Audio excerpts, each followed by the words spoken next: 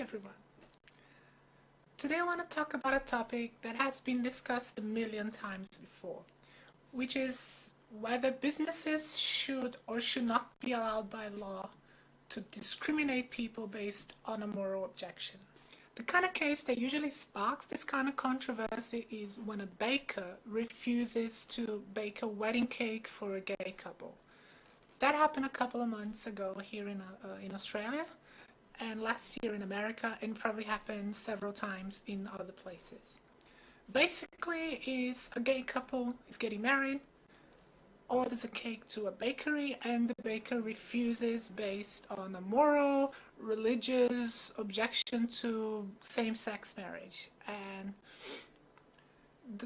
the argument that bakers usually use is that they don't have anything against gay couple are welcome to come to their shop and buy whatever they want, but they don't agree, they will not make a cake for the wedding for an objection to the wedding. Now, many people come in defense of businesses that do that based on the idea of freedom, of liberty, that businesses should have the right to refuse to serve someone if they want to, if they for any reason. They believe that businesses should be allowed to do that. If they don't want to serve you, they have the right to refuse to serve you. Now, let's think about another situation. Let's say that instead of a lesbian couple is an interracial couple. Interracial couple is getting married, orders a cake, and the baker says, I'm not going to make that cake. I'm not racist, the baker says. I don't have anything against people of color or anything. I just think that interracial marriage is wrong.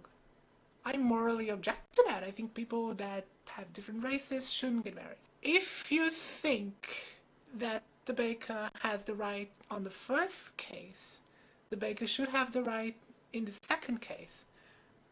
I don't know, I'm speculating, but I think many people that publicly defended bakers refusing to bake a cake for a same-sex marriage would probably not publicly defend in a case of an interracial marriage, because then you enter in a much more complicated controversy, which is racism.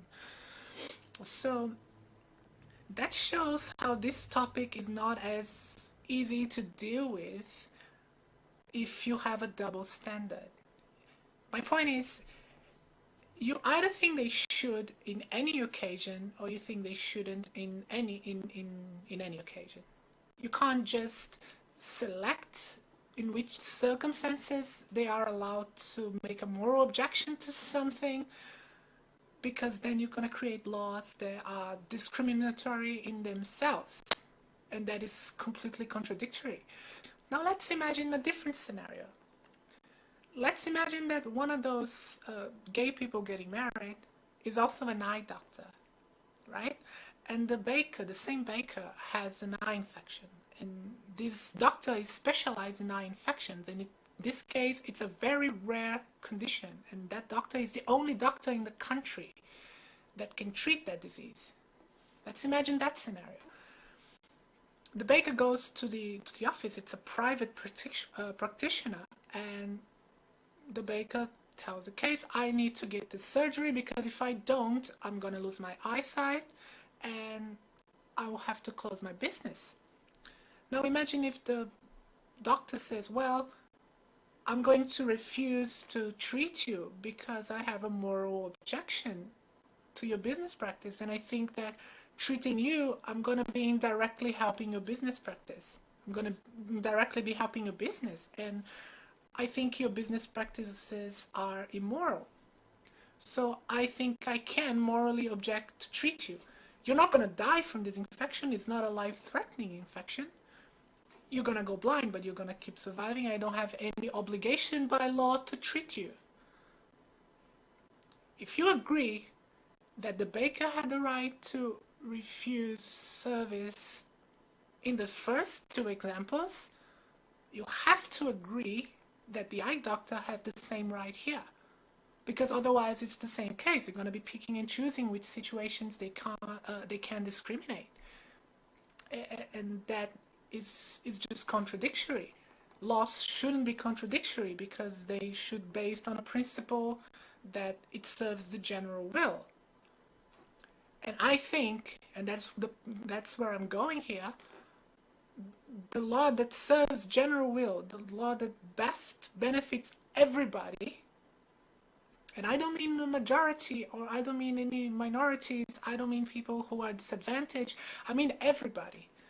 The law that benefits everybody is the law that says businesses should not be allowed to do that. I think there's still some exceptions to that, and that's when the discrimination is related to the service, or there is a very good reason for discriminating. For example, a gym that only allows females or only allows males. That is justified because working out is something extremely private. There might be other circumstances where that is justified.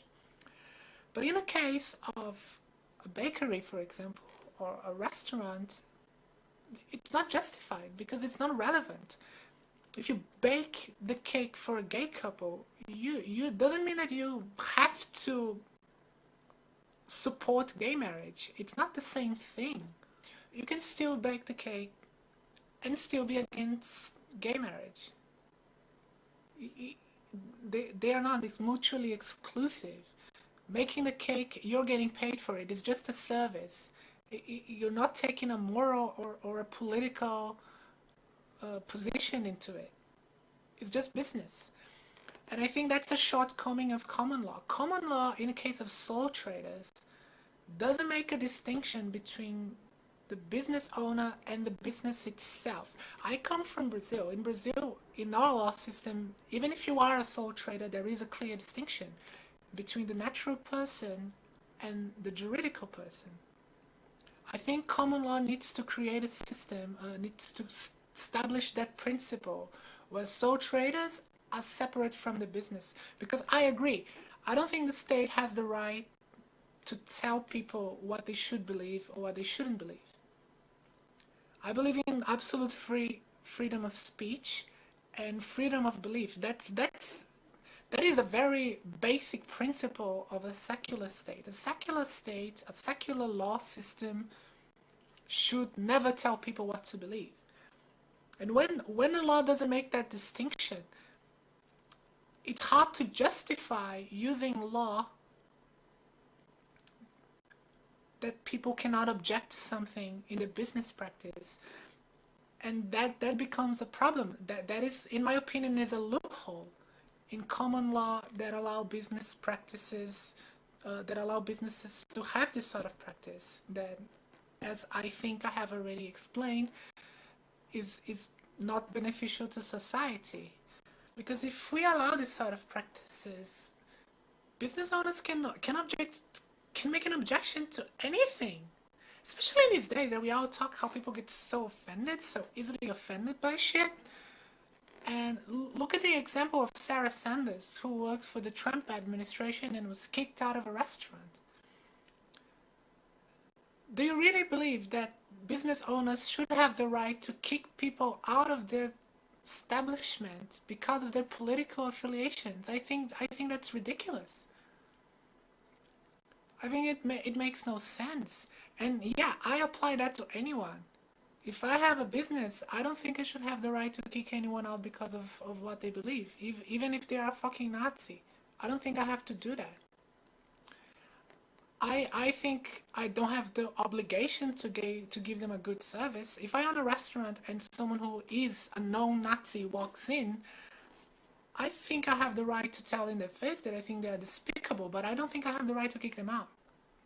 Because when you open a business, you do what is called in contract law an invitation to treat. You are inviting your community to come and trade with you.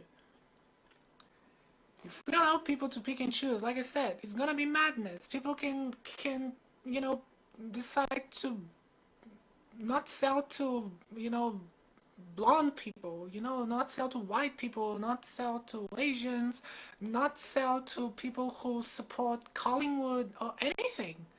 People can do any sort of stupid objection to stuff. And we should not open that precedent in law. It's just very dangerous. Thank you for watching. I hope my position has been made very clear here. If you agree with me, please not just like the video, write a comment, explain why you hold your position.